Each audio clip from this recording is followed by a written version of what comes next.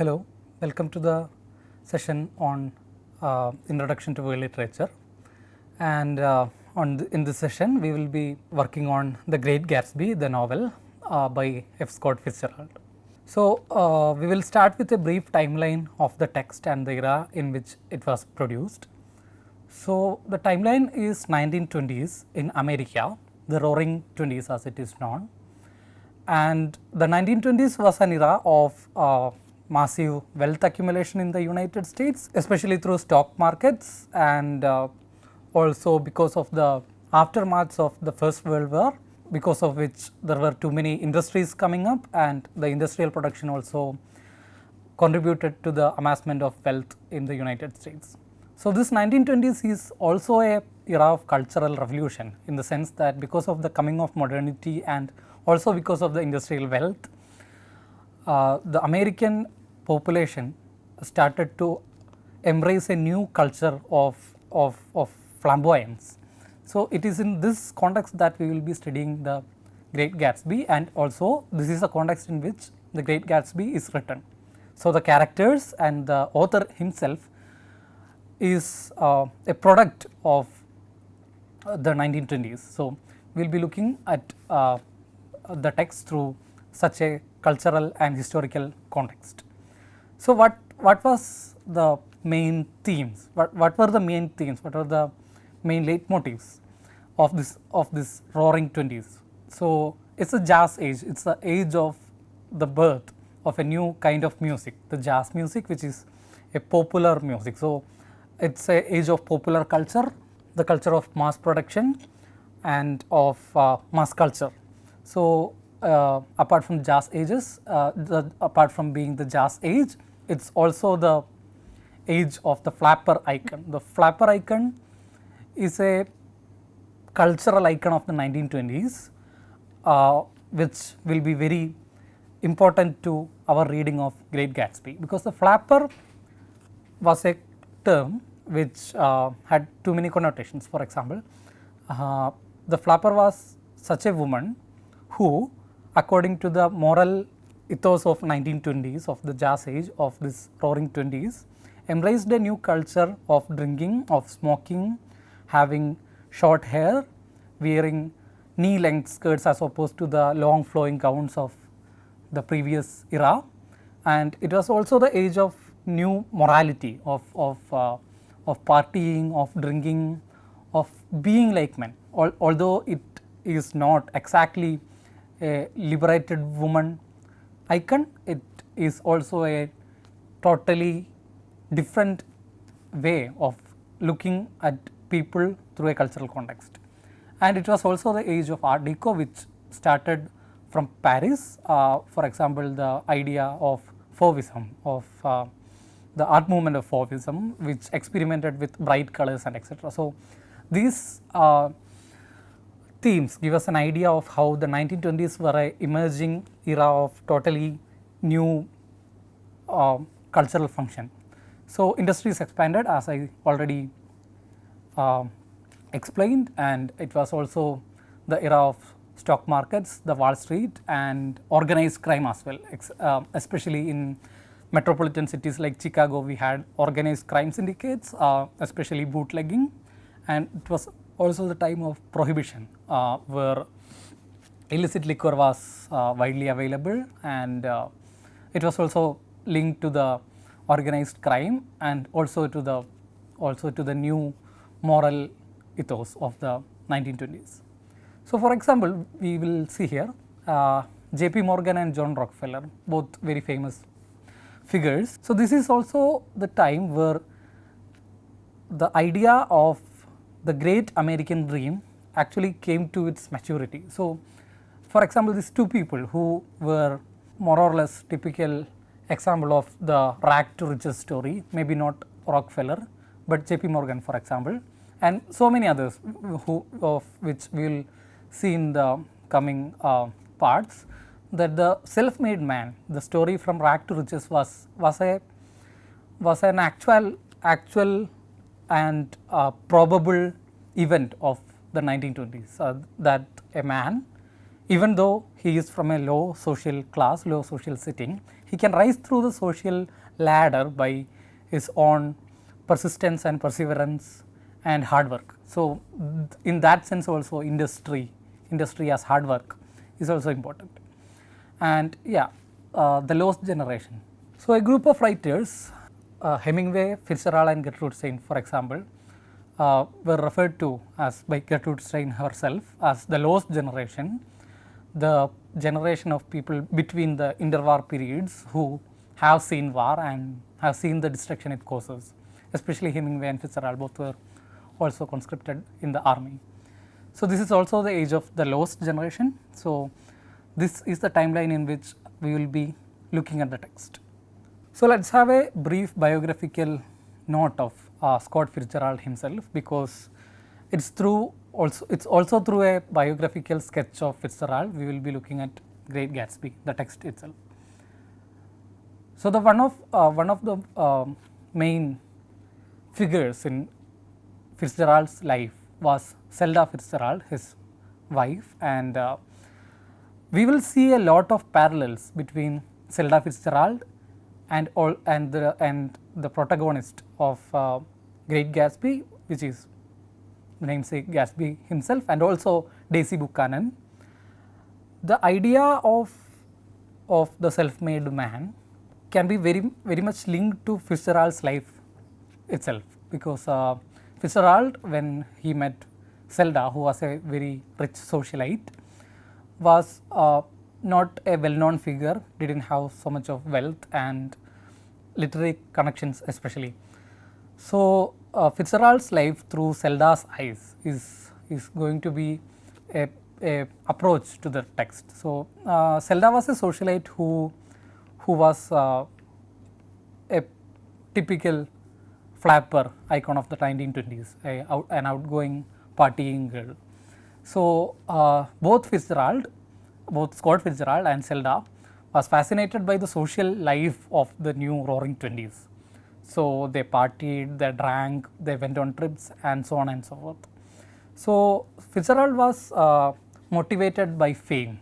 So, for example, we will see that Fitzgerald's short stories and novels, so both these journals in which Fitzgerald dealt with, he always considered his short stories to be very bad inventions which only helped him to amass wealth.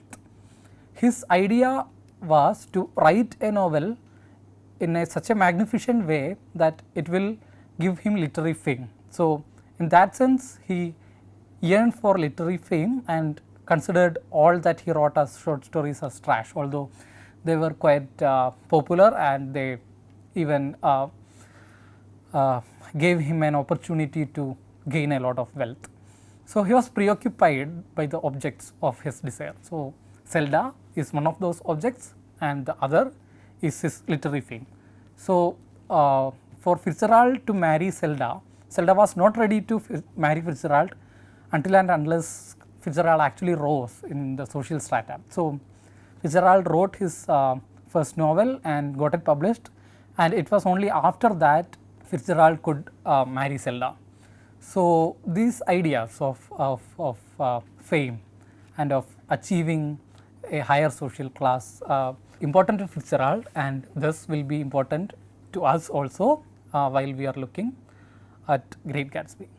Now, we will go on to read Great Gatsby, and we will look at the text through which the text presents to us, and also we will go through some of the biographical details of Scott Fitzgerald as I explained in the previous slide, and primarily we will be looking at a new historicist perspective of reading Great Gatsby, and also we will look at a few other approaches through critical theory, but the special focus will be on new historicism, because the idea of including Great Gatsby, which is a classic text in American literature, in a course on world literature, is that when we situate it in the cultural and historical context, we will see that how it captures the ethos of a nation which is not isolated, but which also spread to other cultures. So, it is in this perspective that we will be focusing today. So, it is almost impossible to understand a critical approach to Great Gatsby unless we are very familiar with the plot. So, it is a first person narrative told to us by Nick Carraway, a friend of Gatsby, written through 9 chapters. So, we start the novel with Nick Carraway moving from the Midwestern United States to the East Coast, Long Island, to the fictional village of West Egg, which is separated by another place called the East Egg by a bay. And Nick Carraway arrives in West Egg and tries to build his life there as a person dealing with bonds. And right next to Nick Carraway's cottage, there is a huge mansion, and Nick Carraway does not know whose this mansion is. And coincidentally, Nick Carraway's cousin, a distant cousin, Daisy Buchanan, lives across the bay in the village of East Egg. And Daisy Buchanan is married to Tom Buchanan, a millionaire, a wealthy millionaire, and who is also one of those people whose richness came through inheritance. So, the inhabitants of East Egg, where Tom and Daisy lives, are those inhabitants whose wealth is not produced because of their hard work, but because of the family inheritance. And in the West Egg, where Nick Carraway lives, is the place of the new rich, who symbolizes the self-made men of American 1920s. So, and Nick Carraway gets invited to Daisy's home for a dinner, and he meets Jordan Baker in Tom's house. So, Jordan Baker is a golfer. He is kind of introverted, but also symbolizes the decadence of 1920s, of the moral and spiritual decadence, which is also symbolized by Tom and Daisy themselves. So, after this we see Nick and Tom heading for a party in the New York City, and they go through a place called the Valley of Ashes, which is an industrial dumping ground, and there is a garage owner there called George Wilson, whose wife Myrtle Wilson is the mistress of Tom, and Tom and Nick meets Myrtle in the Valley of Ashes, takes her into an apartment in the city, and they have a very vulgar party, a very bizarre party in the apartment. And so, now we get an idea of how Tom's life is, Tom's infidelities. And then we go back to the village of West Egg, and in that huge mansion where parties are held every weekend, Nick Carraway also gets invited to the party by the host, who is none other than the great Gatsby, Jay Gatsby. And Nick Carraway attends the dinner along with Jordan Baker, and Gatsby introduces himself for the first time in the novel to Nick Carraway, and slowly they get along and they become good friends. And one day Gatsby asks Nick to invite Daisy for an afternoon tea at Nick's cottage, and Nick goes and invites Daisy to this afternoon tea, and Gatsby is also introduced as well to Daisy. Then we get a backstory of how Daisy's and Gatsby's life were before the time of the text.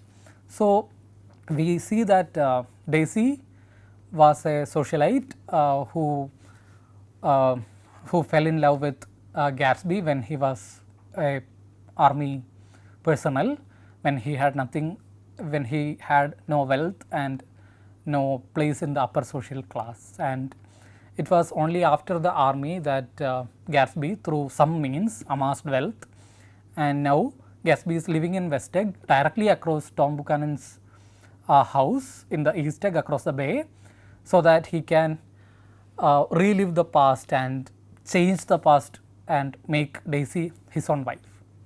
So, this is the basic plot, and this is a basic setting, and we go on to see what happens because of Gatsby's love for Daisy Buchanan. So, after this we see that Daisy and Gatsby have a short love affair, and one day Daisy invites Nick and Gatsby to dinner at the Buchanan's estate, and through some of Daisy's dialogues, which we will see later, Tom gets the idea that both Gatsby and Daisy are having an affair behind his back. So, Tom gets angry, and all of them leave to the city to have a drink because the weather is so hot, and Tom lets Daisy drive with Gatsby to the hotel to kind of show off that he is not affected by Daisy's infidelity, although we also know that Tom had too many affairs outside the marriage. And they go to the hotel. There is a huge fight with Gatsby and Daisy and Tom, and we also get to know that when they were crossing the Valley of Ashes, that Myrtle Wilson and George Wilson, Myrtle who is Tom's mistress, they are planning to leave the Valley of Ashes, because now George Wilson also gets an idea that Myrtle is having an affair behind George's back. It's just that George does not know who is the person Myrtle is having an affair with. So, in the hotel there is a huge fight, and Gatsby tries to make Daisy tell Tom that she never loved Tom and it was always Gatsby whom she loved. But in a sudden reversal of luck, Daisy ends up saying that she always loved Tom also, and Tom and Daisy and Nick and Jordan and everybody comes back to the fictional village of Westec. So, when they are driving back, we see that one of those cars which went by, which was driven perhaps by Gatsby and Daisy, hit Myrtle Wilson on the road and killed her. So, Tom goes into George's garage and talks to him and tells George that the car which hit was not Tom's, because George is having an idea that Myrtle ran out into the road during an argument she was having with George, so as to stop the guy in the car, and George thought that the guy in the car was the person whom Myrtle was having an affair with. So, George understands that the owner of the car is the person who is having an affair with Myrtle, and tries to figure out who that is by going through the city and inquiring about a yellow car which is Gatsby's, which hit Myrtle. So, here we see George Wilson going into Gatsby's house after searching through the city, and we see that Gatsby has been telling Nick that it was Daisy who actually drove the car, and that is why she did not stop. And we see Gatsby trying to listen through the window of Tom's estate, to Tom's house, to see whether Tom was behaving with Daisy over the fight they had in the afternoon.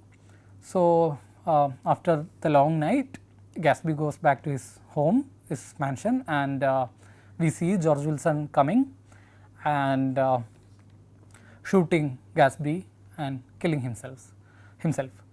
So, by this we are almost near the end of the story, and Nick, figuring out that something had happened, goes to Gatsby's mansion and finds that Gatsby is dead as well as George is dead, and Tom and Daisy had left presumably to New York to leave their past behind. So, and it ends with a funeral scene of Gatsby where nobody attends, as opposed to the extravagant parties which he threw to the new populace of New York City. So, this is a basic plot, and his love for Daisy Buchanan is what is driving the story. So, with this we will go to a reading of Gatsby. So, the reception of the novel was not as expected by Fitzgerald. Only one of the print runs were sold completely, and by the time Fitzgerald died, the second print run was yet to be sold, and the reviews were kind of mixed. And T.S. Eliot and Gertrude Stein said that they liked the work, but his Fitzgerald's editor said that although Fitzgerald had mastered the craft, he evidently needs much more than just craft to write novels. So, we see that Fitzgerald perhaps died without having a very nice opinion of himself, and it is a novel of the zeitgeist, of the spirit of that age of 1920s. It was an iconoclastic novel when it came out, because it kind of critiqued the moral and spiritual decadence of 1920s, although it had amassed a lot of wealth. So, yeah, so Nick Carraway is introduced to us as an honest man who reserves judgment always, as perhaps the first paragraph of the novel suggests, and Nick suspends disbelief and enters Gatsby's world, accepting his terms of discourse. So, Gatsby is a liar too, because he does not actually disclose how he amassed his wealth, which we come to know later, that has been through illegal sale of liquor and also through so many financial frauds that Gatsby had actually amassed his wealth. But Nick, as he himself professes to be an honest man who reserves judgment, kind of tries to accept what Gatsby is saying, and perhaps the narrator, Nick Carraway, is one of those people in the novel whose point of view is more or less objective, although he at times strays from his preserving judgment and disinterestedness, and uses so many adjectives to depict so many of the characters in the novel. So, the spiritual and moral decadence, as I told earlier, is the main theme, and it is not cynical, but it often talks about the cynicism the 1920s generation had. And the main theme which we will be discussing is the American dream and the inherent contradictions in such a dream.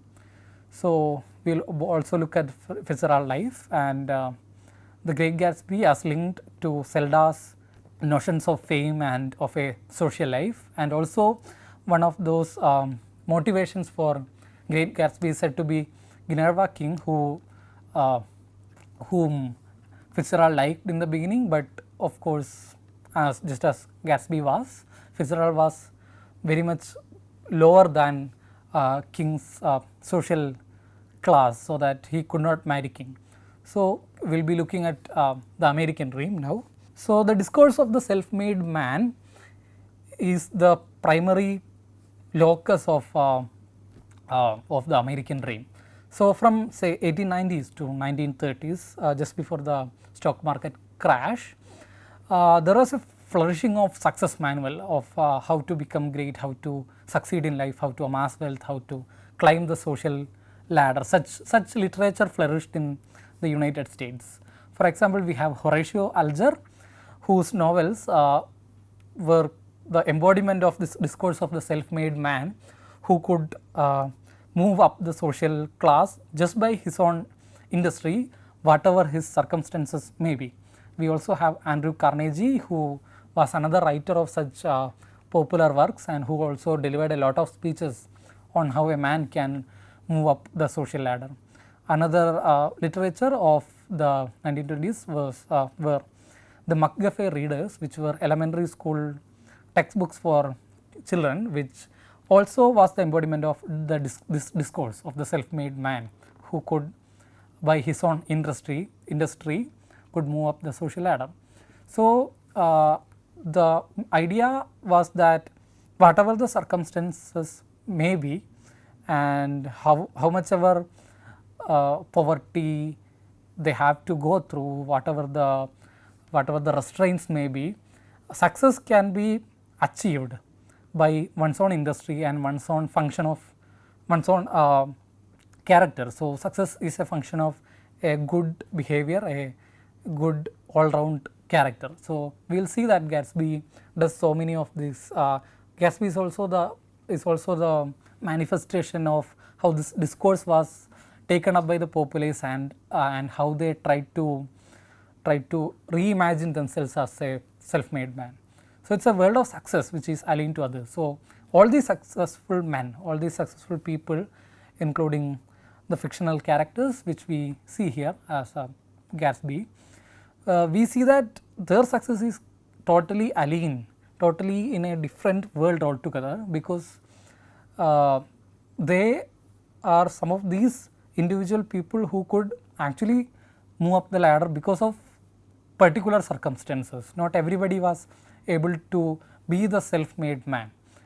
The discourse is highly selective in terms of who grows up, who achieves success, and we can see that this stark contrast between the world of an alien, the world of a successful rich man, and the world of others who could not climb up the ladder of success was portrayed. So, here we see that Tom and Daisy and everybody is drinking through the Prohibition era, and the Valley of Ashes, for example, as opposed to the flamboyant parties and the cars they drive, the Valley of Ashes is grey, is very desolate, and it's a world where Daisy world which Daisy cannot even imagine. So, this stark contrast is also shown through the text.